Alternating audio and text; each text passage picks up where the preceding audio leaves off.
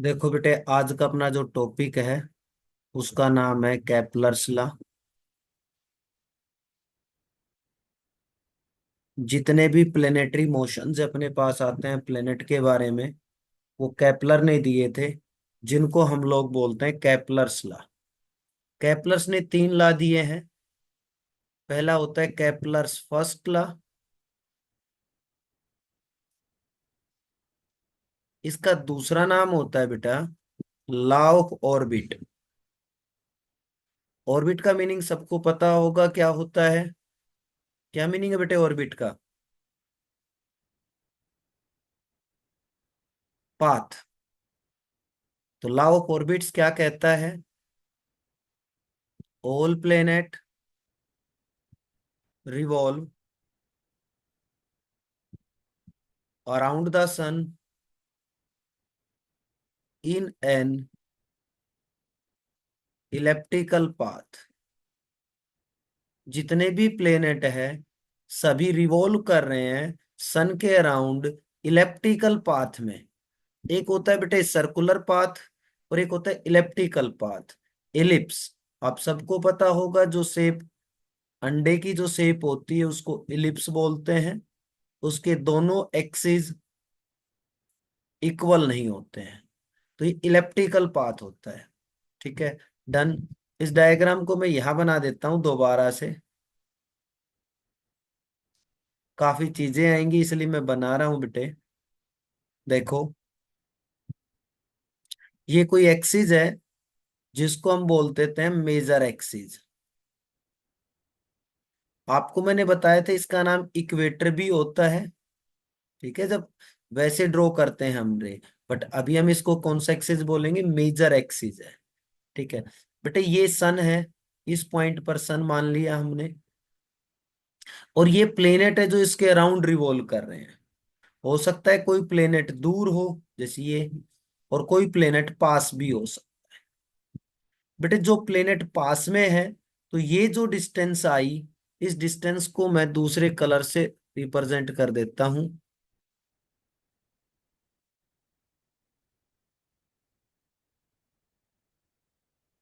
नहीं हो रहा है।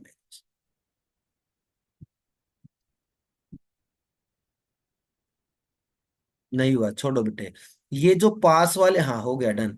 पास वाली जो डिस्टेंस है, इस डिस्टेंस को हम बोलते हैं एपिलियन। सॉरी, गलत वर्ड बोल गया, पेरिलियन बोलते हैं बेटे, पेरिलियन।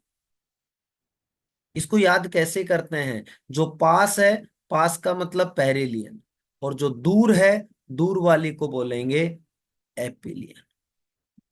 कौन सी डिस्टेंस बेटे? सन से। फॉर एग्जाम्पल इस पॉइंट का नाम ए रखिए, इस पॉइंट का नाम मैंने बी रखा। तो बी एस की जो डिस्टेंस है, बी एस जो डिस्टेंस है that is known as perihelion. और जो बेटे ए एस की जो डिस्टेंस है, ए एस, उसको बोलेंगे एपिलियन। शायद क्लियर होगा। ये वाला जो एक्सिस है, ये जो मैंने ड्रॉ कर रखा है, नाम लिख रखा है, मेजर एक्सिस बोलेंगे। और बेटे ऐसे अगर लाइन ड्रॉ कर दूं मैं, जिसको पोल बोलते थे, वो वाली लाइन, वो माइनर एक्सिस बोला जाएगा। ठीक है, तो सन की जो डिस्टेंस है आपको नजर आ रही है, ए एस अलग है, बी एस अलग है। अदरवाइज मैं कोई और जगह मानता हूं प्लेनेट को, जैसे मैंने मान लिया प्लेनेट यहां पर है सी पॉइंट पर, तो बेटे अलग डिस्टेंस होगी। ठीक है, ये बी से एस की डिस्टेंस हम लोग बोल देते हैं R1 है, और ये डिस्टेंस है बेटे R2। आगे चल के मैं इसके बारे में डिस्कस करूंगा, बट पहले अभी पहले लॉ को पढ़िए, इतना ही याद करना है। केपलर्स फर्स्ट लॉ क्या कहता है? All planet revolve around the sun in an elliptical.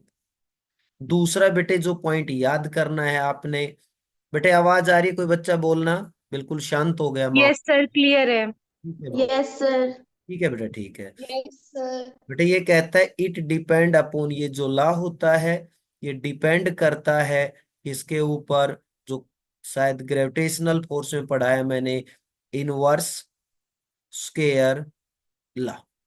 Kepler's का जो फर्स्ट लॉ है वो डिपेंड करेगा इनवर्स स्केयर लॉ के ऊपर। और क्या लॉ होता है ये मैंने आपके सामने बता दिया, कि सभी प्लेनेट जो होते हैं सन के अराउंड रिवॉल्व करते हैं इलेप्टिकल पाथ में। बेटे पहला लॉ सब बच्चों को समझ आ गया हो तो मैं आगे बढ़ूं? Yes sir. डन। देखो बेटे, अब आएगा केपलर्स का सेकंड लॉ।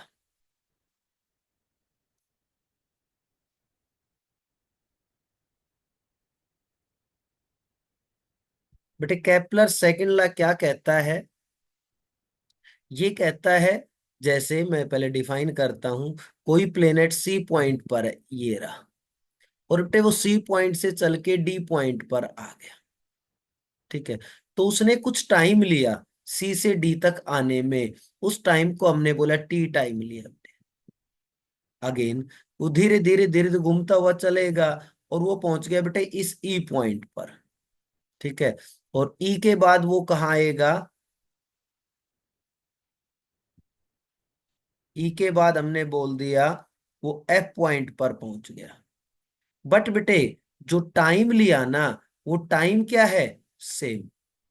ये ऐसे घूम के आया यहां तक, ये सी से डी ये चला था, सी से डी आने का टाइम और ई से एफ आने का टाइम सेम है।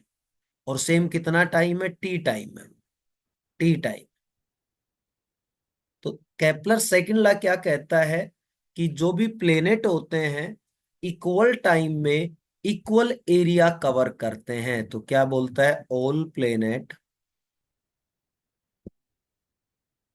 बेटे स्वीप करना, स्वीप का मतलब झाड़ू मारना होता है, ये झाड़ू से मारती मतलब एरिया कवर करना।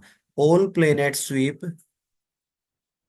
इक्वल एरिया इन इक्वल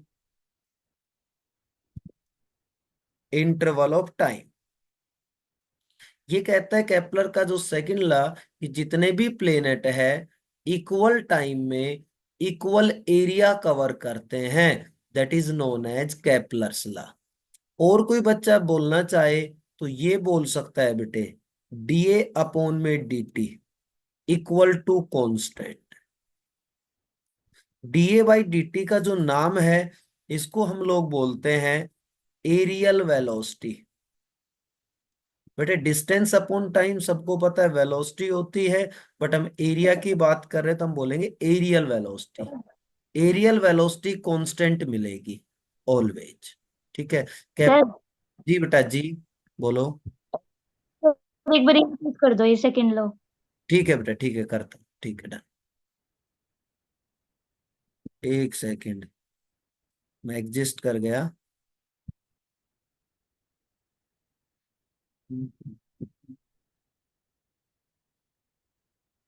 एक सेकंड रुको बेटा, दोबारा ओपन करनी पड़ेगी फाइल। दिखाई दे रहा है आपको या नहीं? Yes sir. Done. Yes sir. ठीक है, ठीक है। तो बेटे क्या कहता है यहाँ, देखो निधि आपने पूछा था, बेटे जितने भी प्लेनेट है ना वो सन के अराउंड रिवॉल्व करते हैं। ये तो पहला लॉ बताया। सेकंड लॉ में क्या कहता है कि कोई भी जो प्लेनेट है ना वो इक्वल टाइम में इक्वल एरिया कवर करेगा। टाइम अगर इक्वल है तो एरिया भी इक्वल होगा, that is known as Kepler second law. अब आप देखो एक चीज बेटे यहाँ पर, सुनो, जब आप सी टू डी आओगे आपको ये डिस्टेंस नजर आ रही है, और ई से एफ आए वो डिस्टेंस नजर आई। बेटे सी टू डी और ई टू एफ, क्या ये दोनों डिस्टेंस बराबर हैं? बताओ।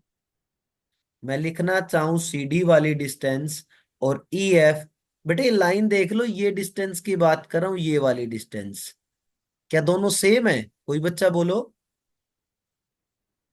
No sir. No sir. Oh sir. कौन सी बड़ी है बेटा? E two E F. E to.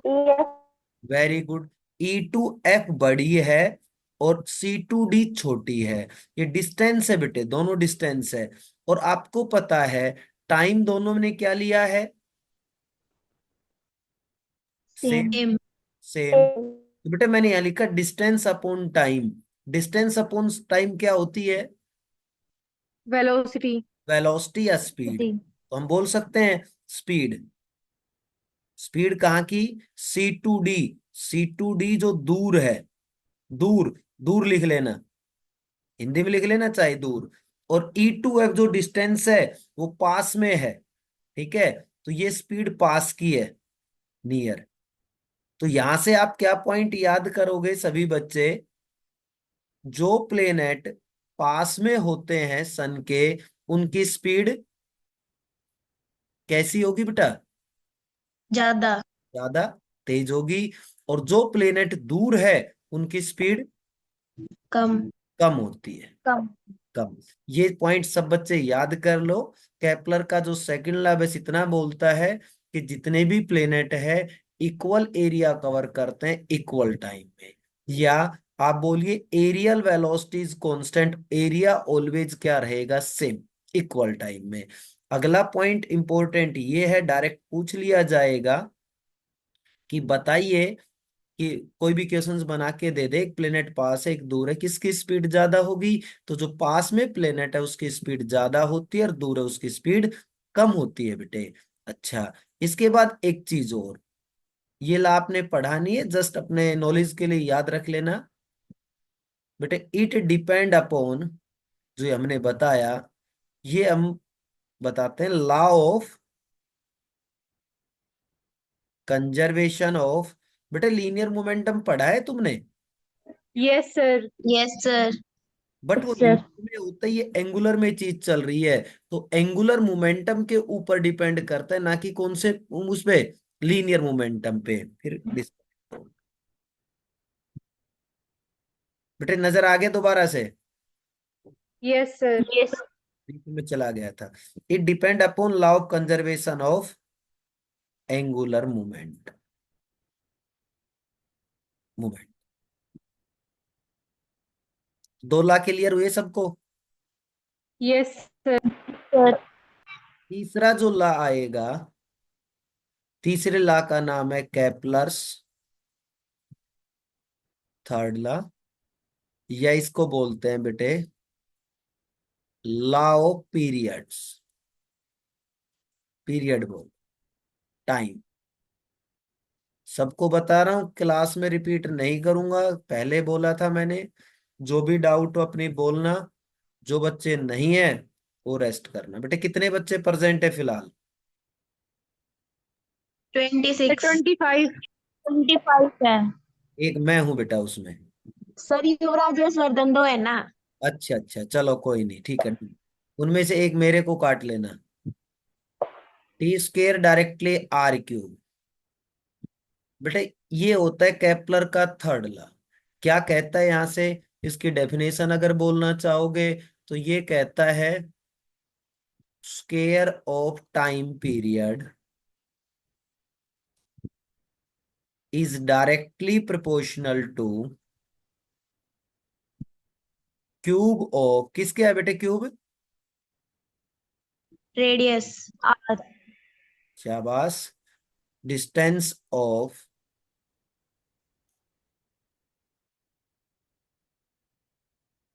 बेटे क्या लिखा मैंने ये पढ़ो पहले। Cube of distance of semi major axis. अब semi major axis, semi word का मीनिंग कोई बच्चा बताएगा क्या होता है? आधा। सिराफ। बेटे यहां देखो एक बार आप, मैंने कहा ये वाली जो लाइन है, ये कौन सा एक्सिस बताया मैंने? मेजर एक्सिस, ये लिख रखा। जेरेक्सिस। सन एक साइड R1 डिस्टेंस पे है, दूसरी तरफ R2 डिस्टेंस है, तो दोनों अलग अलग डिस्टेंस हो गई। ठीक है, एक बार वो प्लेनेट पास में है, फिर वो दूर चला गया। तो ये जो डिस्टेंस दो अलग अलग आ गई, इनका हमें एवरेज निकालना है, मीन। तो ये बन जाएगी ए बराबर R1 + R2 में 2। क्या सबको समझ आया? Yes sir. Yes sir. बेटे ना हम R1 यूज करेंगे ना हम R2 यूज करेंगे, इसका मिड पॉइंट लेके हम सॉल्यूशन निकालेंगे, और वो सॉल्यूशन निकलेगा R1 + R2। आपके पास इस टाइप का क्वेश्चन आना जरूरी नहीं है। क्या क्वेश्चन आएगा वो मैं अभी डिफाइन कर देता हूं। तो केपलर्स का थर्ड लॉ सब बच्चे केवल ये फॉर्मूला लर्न करेंगे, T² डायरेक्टली R³। यहां से अब आपने जो फॉर्मूला लर्न करना है, तो बेटे इसको ऐसे लर्न करना, T1/T2 = R1/R2। देखो, अगर आपसे टाइम पूछा गया है, तो टाइम पूछा गया है, तो इसका स्क्वायर इधर क्यूब था, तो बेटे मैंने स्क्वायर हटाया तो 3/2 लिख दिया। क्या ये सही लिखा है मैंने? Yes sir. बिल्कुल सही है। अगर, हाँ बोलो, अगर टाइम पूछा गया है तुमसे, तो T1/T2 बराबर R1/R2 की पावर 3/2। और अगर रेडियस पूछी गई है बेटे, तो आप इस फॉर्मूले को ऐसे लिख लेना, R1/R2 बराबर T1/T2। अब इसकी पावर कितनी आएगी?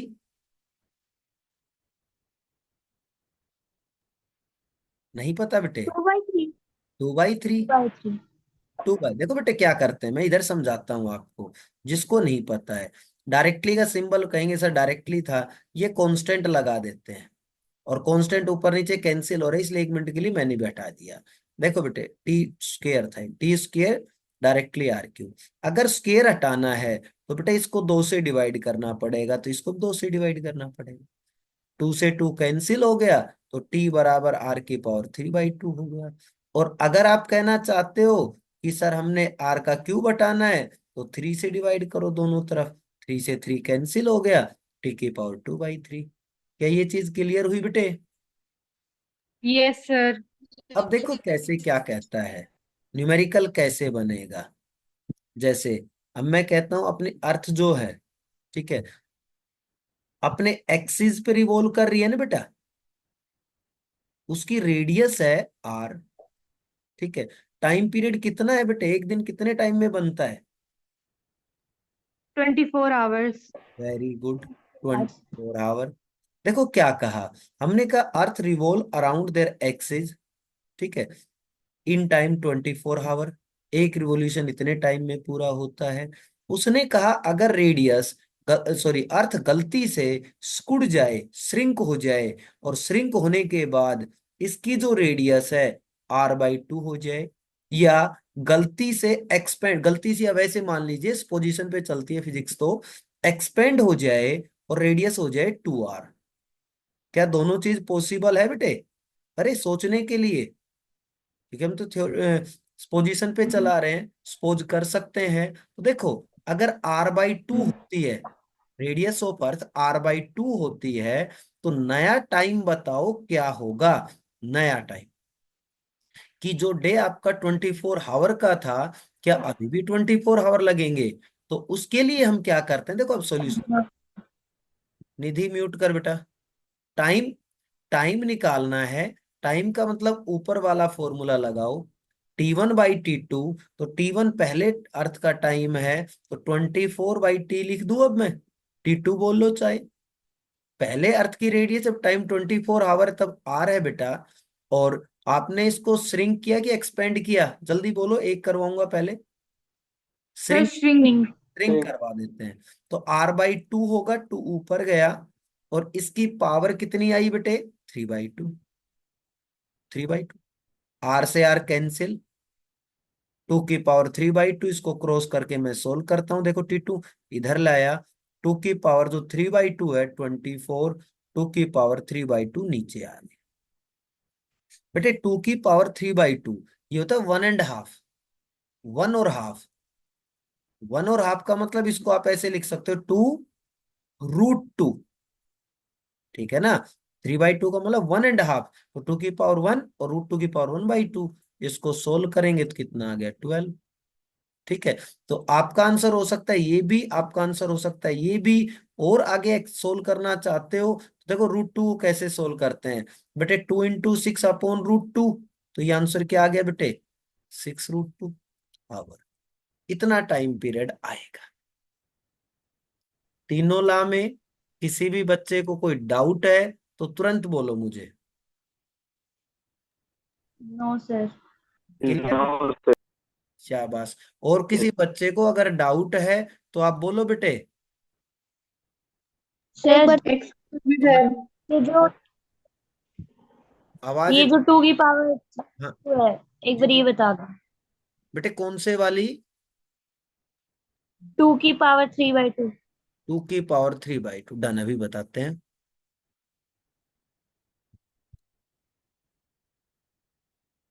टू की पावर ये वाला बेटे।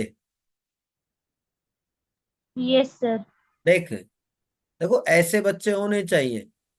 उसको डाउट आ रही, उस बच्ची ने पूछा, वो शर्मा नहीं रही कि सर या कोई बच्चा ये सोचेगा ये क्या चीज है। इसी से आपकी डाउट क्लियर होती है बेटे। 2 की पावर 3/2। देख बेटे मैंने इसको ऐसे लिखा, 2 2 की पावर 1/2। दोनों सेम है, 2 और 2। मल्टीप्लाई करो, बेस यस सेम है, मल्टीप्लाई करेंगे। मल्टीप्लाई में पावर क्या होती है बेटा? ऐड। एड। ऐड कर लिया। इसका जब एलसीएम लेगी तो कितना एलसीएम आएगा? 2। 2 + 1। बेटे क्या आंसर आया? 2/2। 2 की पावर 3। समझ आ गया? 3/2 का यस सर। मतलब 1.5। इसको आप ऐसे भी लिख सकते हो, 2 2 की पावर 1/2 को √2, तो मैंने ऐसे कन्वर्ट कर दिया। चलें बेटे आगे, ओके सर। बढ़े आगे। Yes sir. केपलर्स के लॉ मैंने करवा दिए हैं। अगर फिर भी डाउट है तो अब लास्ट तक फिर बता देना, नहीं कल की क्लास में आप आते ही मेरे से पूछ लेना। बेटे दूसरा टॉपिक, लास्ट टॉपिक है ये, इसके बाद अपना सिलेबस पूरा हो जाएगा, जिसका नाम है सैटेलाइट। कंप्लीट सैटेलाइट पढ़ाऊंगा आज आपको मैं। सैटेलाइट होता क्या है? एक लाइट बॉडी, ठीक है, जिसका मास कम होता है, रिवॉल्विंग अराउंड ए, रिवॉल्विंग अराउंड ए, बेटे हैवी बॉडी बोल सकते हो, या बोलिए हैवियर प्लेनेट। किसके कारण? Due to gravitational attraction.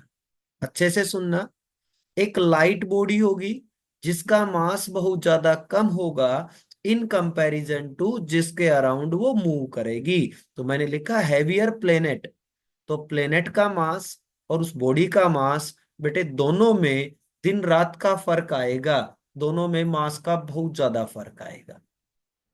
तो हमने लिखा एक light body revolving around a heavier planet due to gravitational attraction, then it is called satellite.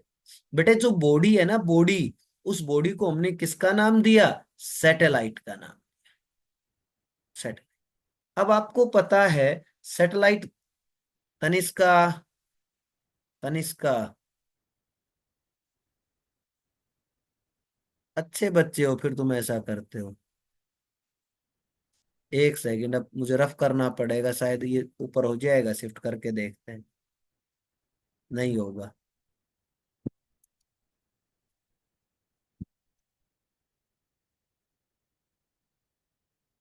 चलो, इज कॉल्ड सैटेलाइट। बेटे उसको हम सैटेलाइट बोलेंगे, उस ऑब्जेक्ट। अब आपको पता है सैटेलाइट दो टाइप की होती है, एक नेचुरल है और दूसरी कौन सी होती है? आर्टिफिशियल। देखो बेटे, नेचुरल कौन सी होगी? जैसे मून है, मून अर्थ का सैटेलाइट है, बस इतना याद करना है, ज्यादा काम का नहीं है। आर्टिफिशियल सैटेलाइट अपने पास दो टाइप की आती हैं बेटे। एक होती है जियो स्टेशनरी सैटेलाइट्स, और या उसका नाम दूसरा होता है जियो सिंक्रोमस सैटेलाइट। एक है जियो स्टेशनरी और एक है पोलर। इन दोनों को बाद में डिफाइन करूंगा, पहले जो काम है वो बताऊंगा। पहले सैटेलाइट। सैटेलाइट क्या होता है? एक लाइट बॉडी जो रिवॉल्व करती है हैवियर प्लेनेट के अराउंड। किसके कारण? ग्रेविटेशनल फोर्स के कारण, ग्रेविटेशनल अट्रैक्शन के कारण। तब उसका नाम हमने क्या रखा? सैटेलाइट। सैटेलाइट की दो टाइप है, नेचुरल और आर्टिफिशियल।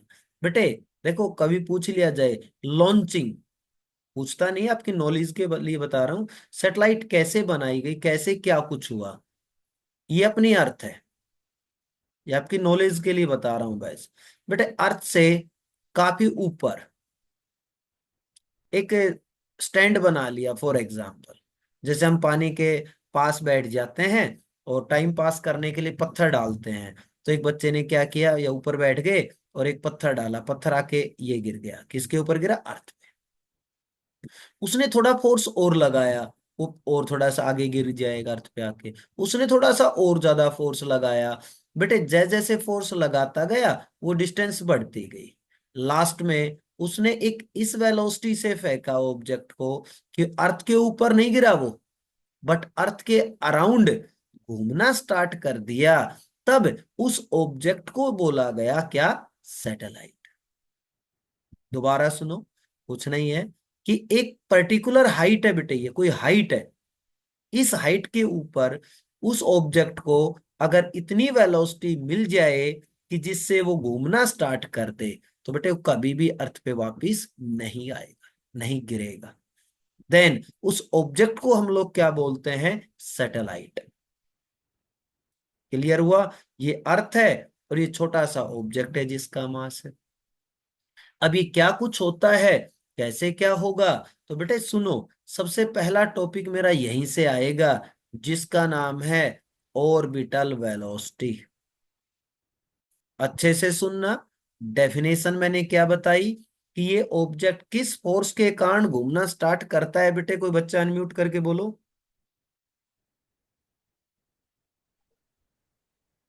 Orbital velocity.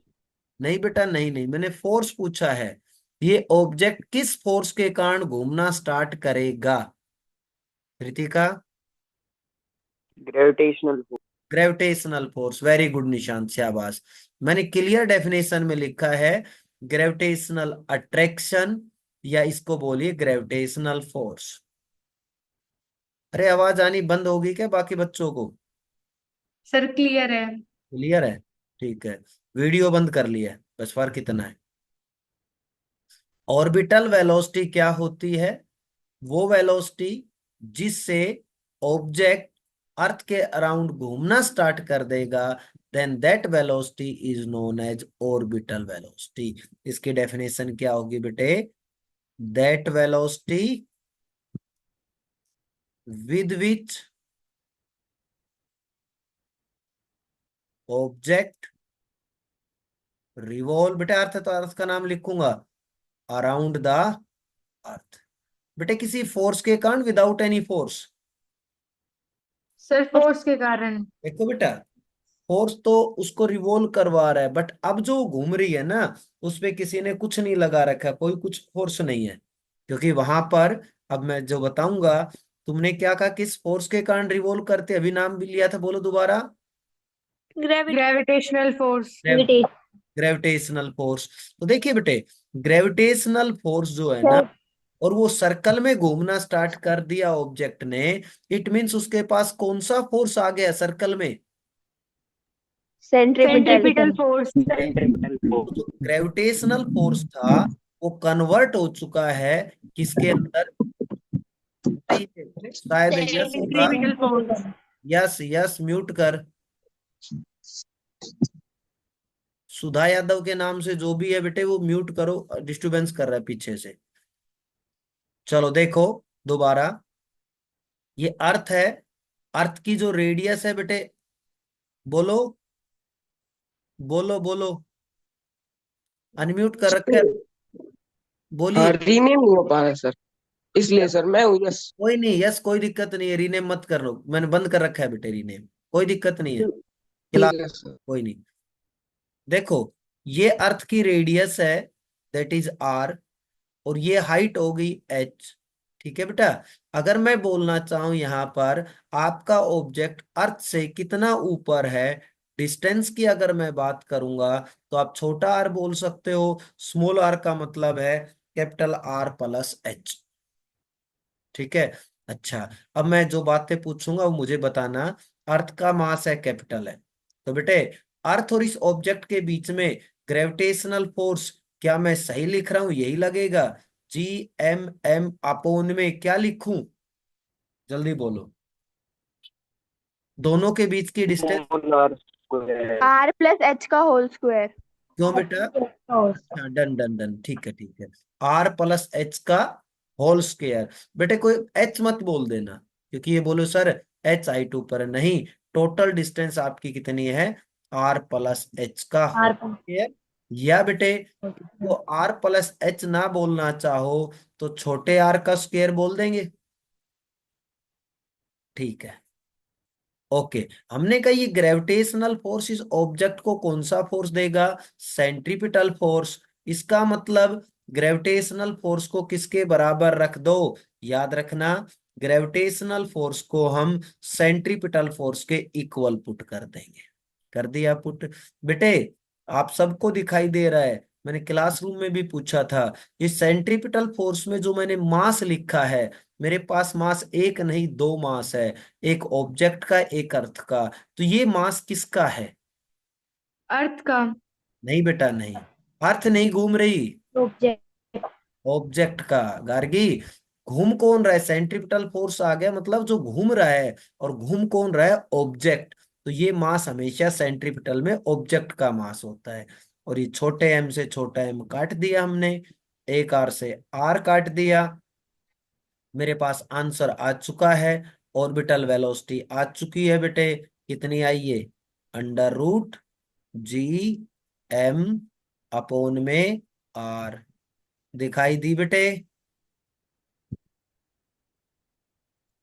अगर तुमने पढ़ा है तो कोई बच्चा जल्दी से मुझे बताएगा, कल मैंने एस्केप वेलोसिटी निकाली थी, उसका क्या आंसर था, √2 GR। √2 GR। या मैं बोलना चाहूं तो क्या मैं ये बोल सकता हूं बेटे, GM। Yes yes sir. Yes sir. Sir. बेटे क्या मैं इसको ये बोल सकता हूं, हाँ या ना। Yes sir. ये कब और ये कब बेटा, सर पहले वाले में रेडियस और नीचे वाले में डिस्टेंस। नहीं नहीं नहीं नहीं, वो तो मुझे नजर आ गया, बट कब और कब, रितिका बताएगी।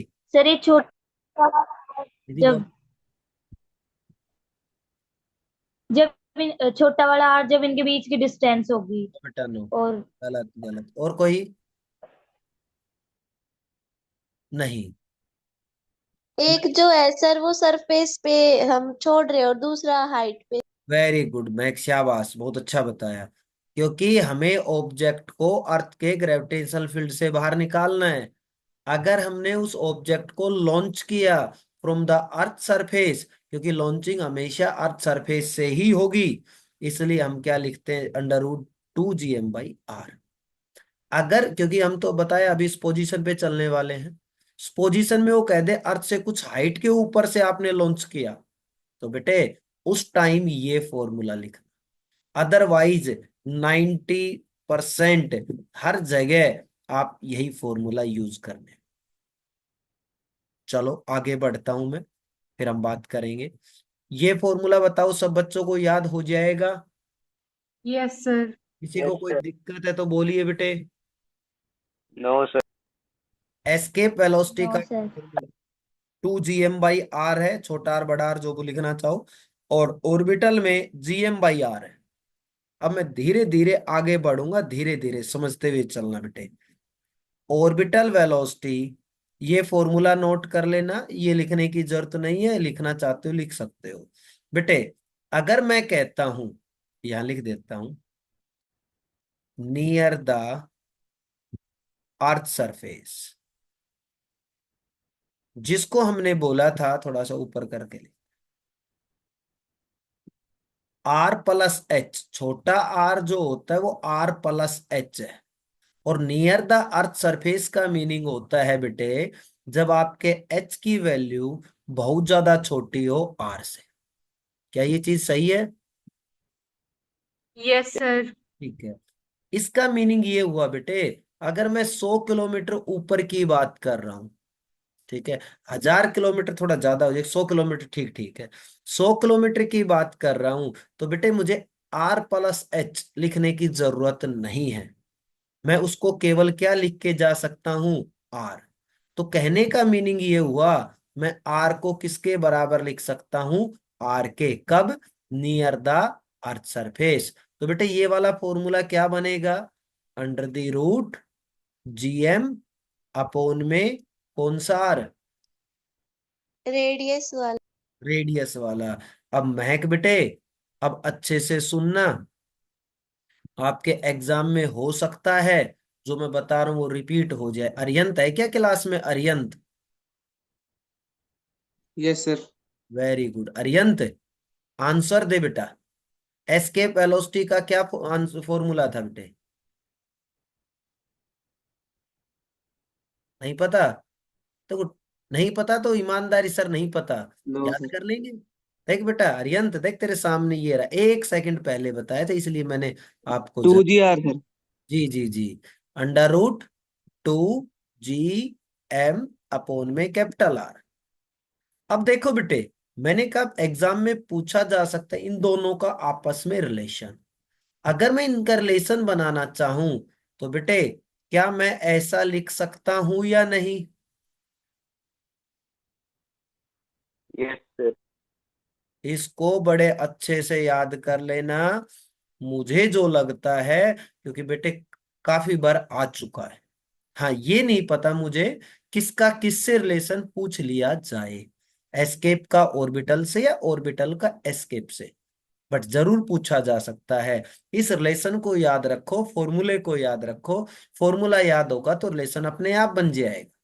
तो वीई का फॉर्मूला होता है √2 × V0। सबको क्लियर हुआ बेटे ये? Yes sir. Yes, sir. मैं बात करता near the earth surface. Near the earth surface आपने आंसर निकाल दिया।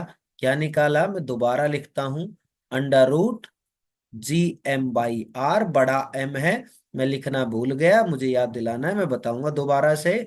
ऑर्बिटल स्पीड किस किस चीज पे डिपेंड कर रही है आपके सामने बताना, क्या भी बता ही देता हूं बेटे। एम, इसमें देखो एम है, एम किसका मास है? जल्दी बोलो। ऑब्जेक्ट सर, ऑब्जेक्ट का। नहीं बेटा नहीं, ऑब्जेक्ट। ऑब्जेक्ट खत्म हो लिया। Earth. अर्थ, प्लेनेट, जहां जिस पे आप सैटेलाइट बना रहे हो, तो डिपेंड करेगा किसके? Mass of satellite, mass of object नहीं, मास ऑफ प्लेनेट। और आर कौन है? Radius of planet. Mass of planet पे डिपेंड करेगा, रेडियस ऑफ प्लेनेट पे डिपेंड करेगा। गार्गी क्लियर हुआ बेटे? Yes sir. एक बार नहीं काफी बार आ चुका है, इसको अच्छे से दिमाग में बैठा ले कि मास ऑफ ऑब्जेक्ट हम कहीं नहीं ले रहे हैं, ठीक है?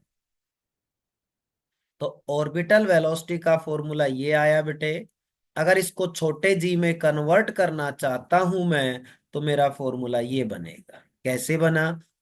छोटे जी का फॉर्मूला होता है GM/R²। तो बेटे जीएम की जगह हम क्या पुट करेंगे? GR²। एक आर से आर कट जाएगा। एस्केप वेलोसिटी में भी कल पुट किया था हमने, एस्केप वेलोसिटी के अकॉर्डिंग इसका आंसर आया था √2 GR, और ऑर्बिटल के अकॉर्डिंग आएगा √2 GR। समझ में आ गया बेटे यहां तक? Yes sir. अच्छा, Yes. जी का नाम क्या है? ग्रेविटी।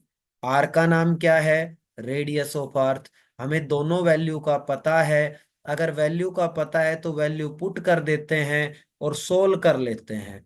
जब सोल्व करेंगे तो बेटे इक्वल नहीं है, 7.9 कुछ होता है, उसको हम सीधा बोलेंगे 8 km/s। सुनो सारे बच्चे अच्छे से, अगर अर्थ के सरफेस के पास तुमने सैटेलाइट लॉन्च करना है तो उसकी स्पीड कम से कम कितनी होनी चाहिए? 8 km/s। डन है बेटे यहां तक? Yes sir. सर।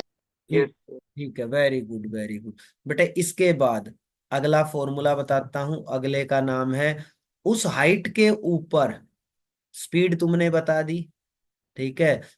कोई भी हाइट हो सकती है जिस हाइट पे आप बात कर रहे थे। तो एक चक्कर अगर आपका सैटेलाइट पूरा करेगा तो कितना टाइम लेगा? तो टाइम का फॉर्मूला सब बच्चों को पता है, डिस्टेंस अपॉन में स्पीड होता है बेटे, डिस्टेंस अपॉन। अब डिस्टेंस वो बेटे सर्कल में मूव होगा, सर्कुलर पाथ, तो इस डिस्टेंस का मतलब इसका सरकमफेरेंस, सरकमफेरेंस का मतलब 2πr। स्पीड, स्पीड का मतलब ऑर्बिटल स्पीड जो अभी मैंने आपको बताई, √Gm/r। ये बड़ा एम है बेटे, कोई छोटा एम मत समझना। तो टाइम पीरियड का फॉर्मूला देखो क्या आया, 2 पाई एज इट इज, दिखाई देगी बेटे 2 पाई। ओके, इसके बाद नीचे बचा √Gm। बेटा आर की पावर कितनी है यहाँ पर बोलेगा कोई? अंडर रूट में 1/, -1/2। ना बेटा माइनस, माइनस का सर है, ऊपर।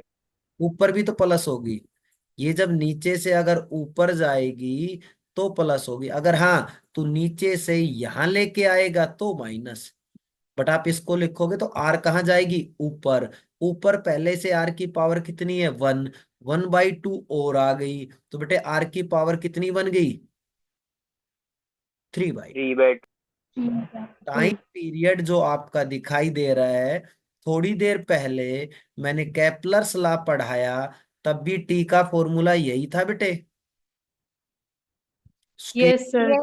स्क्वायर करोगे तो टी सर स्क्वायर R³ बनेगा। क्या ये फॉर्मूला याद हो जाएगा सब बच्चों को? Yes, sir. अच्छा बेटे ये याद करना, नियर द अर्थ सरफेस, जो ये टी है ना, T near the earth surface, ये होता है पूरा बोल तो 84.6 मिनट होता है, बट नहीं हम बोलेंगे 84 मिनट्स। थोड़ी बहुत वेरिएशन आएगी डिस्टेंस के कारण। तो नियर द अर्थ सरफेस तुमसे पूछ लिया जाए सैटेलाइट का टाइम पीरियड बताओ, तो आप बोलना सर 84 मिनट। अगर हावर और मिनट में पूछे तो 1 हावर 24 मिनट। ठीक है बेटे, इसको आप लोग 1.4 हावर लिख देना। सेकंड में सेकंड, सर हाँ जी बेटा बोलो। जो टाइम पीरियड में जो स्पीड है हाँ जी √Gm/r, ये बेटा, बताना है बेटा ऑर्बिटल स्पीड कि का, √Gm/r। ऑर्बिटल स्पीड का फॉर्मूला क्या था? √Gm/r था ना, समझे? Yes sir. इस आर अंडर रूट में है ना, अंडर रूट में ऊपर ऊपर लगा लेता तो नीचे आर की पावर 1/2 लिख दूं। तो बेटे जब आप इसको लिखोगे तो नीचे वाला आर कहाँ जाएगा? ऊपर। जो आर की पावर 3/2 लिखा, तो आर इंटू आर की पावर 1/2 कितना बन जाएगा? 3/2। ठीक है, यस सर। ओके। देखो बेटे, इसके बाद एनर्जी का एक टॉपिक आएगा इंपॉर्टेंट, सैटेलाइट की एनर्जी। इंपॉर्टेंट है भाई, फिर बोल रहा हूं इंपॉर्टेंट। बेटे काइनेटिक एनर्जी, मनीष प्रेजेंट है या चला गया मनीष? Yes sir. प्रेजेंट है। बेटे कुछ बोल दे बीच में दिक्कत आए तो, मनीष आई कोई प्रॉब्लम? No sir. ठीक है। देखो जो सैटेलाइट रिवॉल्व कर रहे थे, घूम रहे हैं, उनकी कोई ना कोई स्पीड है, कोई ना कोई वेलोसिटी है, ये रही। और इसका नाम मैंने बोला ऑर्बिटल वेलोसिटी। बेटे अगर मैं यहां पर सोल्व करता हूं, देखो हाफ एम, ई एम किसका है गार्गी? ऑब्जेक्ट। ऑब्जेक्ट। अब इसको प्लेनेट में तो बोल देना, मोशन है काइनेटिक एनर्जी, जो मूव कर रहा है, मूव तो सैटेलाइट कर रहा है। V0, V0 का स्केयर, स्केयर है तो बेटे इसको मैं जी बड़ा एम अपोन में क्या आया था? छोटा आर। तो काइनेटिक एनर्जी का फॉर्मूला Gm/m/2r। सभी बच्चे अच्छे से याद करेंगे, काइनेटिक एनर्जी का फॉर्मूला ये होता है। अब बात करूंगा पोटेंशियल एनर्जी की, देख बेटा अच्छे से, ये अर्थ है, ठीक है? अर्थ से कुछ हाइट पे यहां घूम रहा है ऑब्जेक्ट, तो मनीष, अरे मनीष यस सर। बेटे इसके पास पोटेंशियल एनर्जी कितनी होगी यहां पर? -Gmm/r। वेरी गुड, -Gm/m/r, जिसका नाम ग्रेविटेशनल पोटेंशियल एनर्जी है। ओके, तीसरी आती है टोटल एनर्जी। टोटल एनर्जी का मतलब काइनेटिक एनर्जी में क्या ऐड कर दो? Potential energy. बेटे दोनों को ऐड करो आप, ऐड करके देखो क्या आंसर ये बन गया? अरे एडिशन करना आता है ना? अरे बोलो, सही किया गलत मैंने बेटे? Yes, sir. अरे बिल्कुल सही है। दोनों को, इसको इसमें Yes. ऐड करो, एलसीएम 2r आएगा, सोल्व करके देखिए ये आंसर बन गया। बेटे मैं इसको एक बार ई लिख रहा हूं, तो ये कितना लिखूं? ई की टर्म, इस पूरे का नाम ई है, तो ये कितना होगा बेटे? -2e। जिस बच्चे को समझ नहीं आया एक बार जल्दी से अनम्यूट करके बोलो। इस सर नहीं आया। देख बेटा महक, इस पूरी टर्म का नाम ई है, ठीक है। अब इसको मैंने क्या लिखा, देखो ये था -GMM में आर।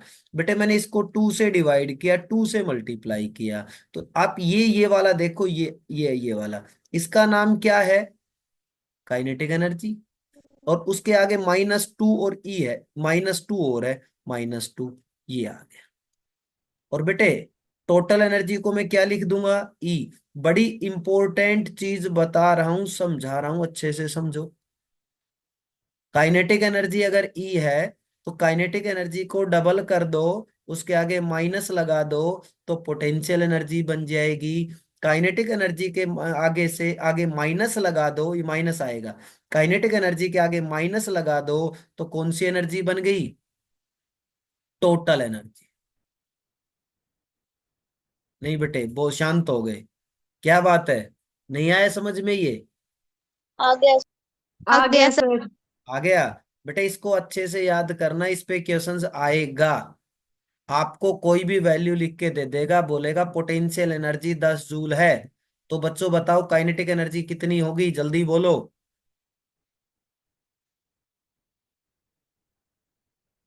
पोटेंशियल एनर्जी 10 जूल है। अरे बोलो, कोई किसी को नहीं पता काइनेटिक कितनी होगी? -5। हाँ बेटे माइनस। चलो माइनस तो हम इसको इंक्लूड नहीं करेंगे, कोई काइनेटिक कभी माइनस होती नहीं है, कोई बात नहीं। 5 आ गया, 5। Yes, sir. Yes. अगर टोटल एनर्जी पूछे तो बेटे कितनी है, तो भी 5। ठीक है, इन तीनों के बीच में मैं ग्राफ बना देता हूं, क्लास का टाइम लगभग खत्म होने वाला है, तो उससे पहले देखो बेटे तीनों का ग्राफ इनवर्सली है, आर तीनों में इनवर्सली है, तीनों में इनवर्स ये बनेगा। ये आपकी एनर्जी है, ई का नाम एनर्जी, और ये डिस्टेंस है। बेटे ये पॉजिटिव है काइनेटिक एनर्जी, ये वाली टोटल एनर्जी, क्योंकि इसके नीचे 2r है, इसके नीचे r है, तो ये है पोटेंशियल एनर्जी, तीनों का। एक चीज और जल्दी बता देता हूं, जिसका नाम है बाइंडिंग एनर्जी। बाइंडिंग एनर्जी क्या होती है? देखो बेटे सैटेलाइट खराब हो गया, ठीक है, सैटेलाइट खराब हो गया, उसको उसके ऑर्बिट से हटाना है, तो जो एनर्जी हम उसको देंगे, that energy is known as binding energy. Binding energy जो होती है, नेगेटिव ऑफ टोटल एनर्जी होती है। टोटल एनर्जी क्या थी? -GMM/2r, माइनस और माइनस प्लस, तो बाइंडिंग एनर्जी की वैल्यू कितनी होती है? ये काइनेटिक एनर्जी के बराबर अगर आपको दिखाई दी। बाइंडिंग एनर्जी का दूसरा नाम होता है क्या? सॉरी, बाइंडिंग एनर्जी की डेफिनेशन क्या बताई? The energy required to remove a satellite from its orbit. Satellite spelling देख लेना बेटे, फ्रॉम इट्स ऑर्बिट। क्लियर हुआ सब बच्चों को यहां तक? Yes sir. डन बेटे? यस। सर एक बार